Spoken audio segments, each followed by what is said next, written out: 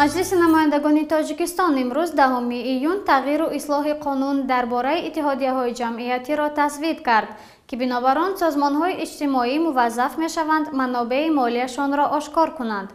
Рустам Шоҳмурод, вазири додгустарии Тоҷикистон, дар тавзеҳи ин тағйиру ислоҳ дар маҷлис гуфт: аз ин пас созмонҳои ҷамъиятӣ муваззаф мешаванд дар бораи манобеи молии худ ба мақомоти кишвар иттилоъ диҳанд ва даромадашонро дар феҳристи махсуси ёриҳои башардӯстона сабт кунанд.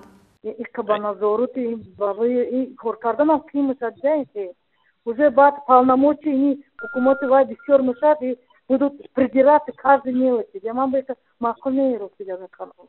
Ростига. Ба он чекайте налог мегирет пак аташкоти джамияти байша мама макулные. Больше факат 1% мегира. Тому 90% еще пока мамунати барой ташкоти джамияти худоша гирифтанаша. Чтобы она вай твояки мисал бачой ему процент, вай ему процентой вай бы не мечат, вай ба налог бы не мечат, неки у процентой мисал отчет мечат.